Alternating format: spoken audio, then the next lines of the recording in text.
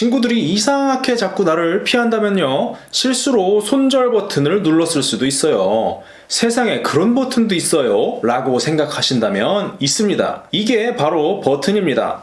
근데 문제는 어떤 포인트에서 실수를 했는지 당최 알 수가 없다는 겁니다. 너 이게 잘못되었어 라고 알려주지도 않으니까요, 더 힘들어요. 그래서 제가 겪은 상황들을 알려드리고 그걸 가지고 함께 예습을 해보시는 거예요.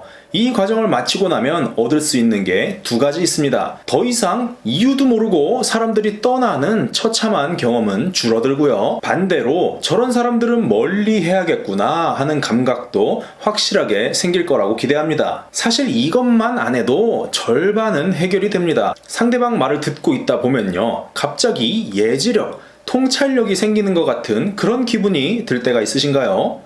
저 패턴으로 가면 결국 이 말을 할 것 같은데, 이 생각이 나고부터는요, 무슨 말인지 들리지도 않고 머릿속에서 벌써 대답해줄 게 산더미처럼 쌓여 있습니다. 그러다 보니까 나도 모르게 말을 끊게 되죠. 1번은요, 대화의 교통신호를 지키는 겁니다. 열심히 말하고 있는데요, 갑자기 상대가 말을 끊고 너가 말하는 거 이거지? 혹은 이건 아니고 내 말 좀 들어봐, 이런 말 들어본 경험 있으실 거예요. 그러면 어떤 기분이 드나요? 100m 달리기를 하는데 중간 지점에서요, 갑자기 방해꾼이 난입해서 길을 막는 것 같은 그런 기분이 듭니다. 머릿속에 준비된 내용이 다 나오지 못하니까 이상하게 기분이 좋지가 않은 거예요. 왜 이런 문제가 생기냐면, 사람의 생각하는 속도가 말을 하는 속도보다 월등히 빠른 걸 잘 모르기 때문입니다. 말의 빠르기가 거북이라면 생각의 속도는 토끼입니다. 게임이 안 된다는 거죠. 근데 이걸 인식하지 못하는 사람은 속으로 이렇게 떠올리는 거예요. 쟤는 사고력이 엄청 느리네? 나는 엄청 빠른데. 야, 저 얘기는 지루해서 다 들어줄 수가 없겠어. 근데 말이라는 건 필수적인 제한 속도가 있기 마련입니다. 일반 도로에서요, 80km 이상으로 달리면 과속인 것처럼 말에도 제한 속도가 있어요. 그 이상을 넘어가면 상대방이 알아들을 수가 없어서 말을 통한 대화라는 기능, 전달력이 상실됩니다. 더불어서 말이라는 건요, 내 생각이 음성으로 표현돼서요,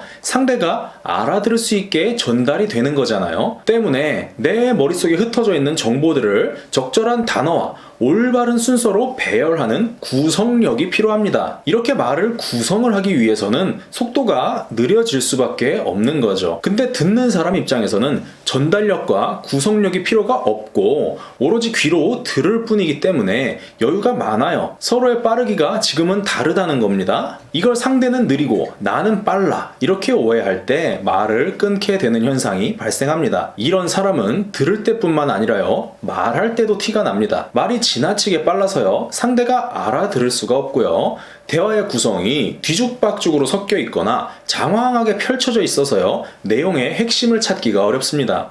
자신의 생각을 잘 정제를 해서 표현을 해야 하는데 급하다고 일단 내뱉으니까 전달도 안 되고 구성력도 약한 겁니다. 그래서 말의 신호등을 봐야 합니다. 운전을 할 때 혹은 횡단보도를 건널 때요, 만일 신호등이 없다면 아수라장이 될 거예요. 신호등의 순서에 따라서 자동차가 먼저 가고 그 다음 보행자가 건너는 규칙에 따르기 때문에 사고가 나지 않는다는 겁니다. 근데 신호를 무시하고 가면요, 사고가 나죠. 대화도 똑같습니다. 상대가 말하고 있으면요, 나한테는 빨간불인 거예요. 그 스토리가 다 끝나면 파란불이 켜져서 내가 말을 하는 겁니다. 말의 신호만 잘 지켜도요, 사람들은 나를 대화할 만한 사람, 신뢰할 수 있는 사람으로 보게 됩니다. 그러니까 듣기만 잘 해도요, 기본적인 호감을 줄 수 있고 영문도 모르고 손절당하는 일이 절반은 사라지게 되는 거예요. 근데 어떻게 신호를 아냐고요? 우리가 신호를 어기면요, 상대방 얼굴이 분노나 당황으로 빨간불이 켜질 거예요. 신호를 잘 지키고 있으면 청색등처럼 편안해 보일 겁니다. 만일 나는 성격이 너무 급해서 알고도 참을 수가 없다면 노트를 펴서 상대의 말을 받아 적어보세요. 머릿속에 생각보다 느린 게 말이고 말보다 느린 게 쓰기입니다.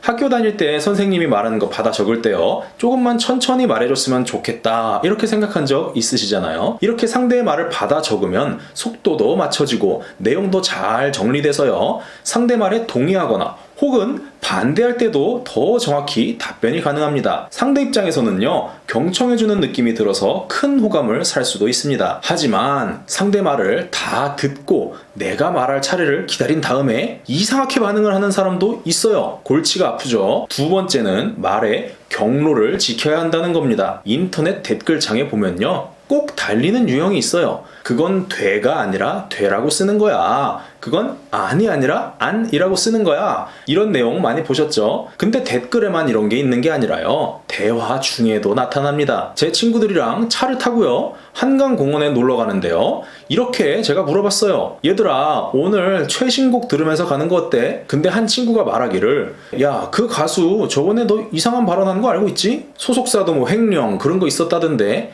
이런 말을 하면요, 갑분싸 되는 겁니다. 이런 유형은 대화의 실제 맥락을 파악을 하지 못하고 자신의 지식과 자신의 경험에 너무 큰 비중을 두기 때문에 나타납니다. 드라이브 가면서 최신곡을 듣자고 한 건 재미있게 즐기면서 가보자, 이런 주제죠. 그런데 이 단순한 맥락을 파악하지 못하고 정보를 꺼내서 알려주는 게 급선무가 돼버린 거예요. 사람이 혼잣말을 하는 게 아니라 최소 2명 이상이 이야기를 하는 거라면 대화에는 경로가 생기게 됩니다. 만약 샐러드 레시피에 대해서 이야기한다면 어떤 사람은 나는 양상추가 많은 게 아삭아삭해서 좋아. 또 다른 사람은요, 나는 소스에 머스터드 들어간 게 맛있어. 톡 쏘잖아. 이런 내용은 둘이 같은 경로로 달리고 있는 거예요. 근데 한 친구는 이런 말을 하는 거예요. 근데 샐러드 소스에 칼로리 엄청 많은데? 야, 그리고 내가 너네보다 많이 먹어봐서 잘 아는데 그거 넣으면 정석이 아니야. 듣기만 해도 끔찍하죠. 이러면 경로 이탈입니다. 말의 경로를 벗어나는 사람들을 보면 10대, 20대 때는 이런 사람이 많지는 않아요. 30대 되면 좀 보이다가요, 40대 넘어서는 좀 더 많아지고 이렇게 점점 비중이 커지는 것 같습니다. 실제로 사람이 나이가 들면요, 뇌의 전전두엽 기능이 약해지고요,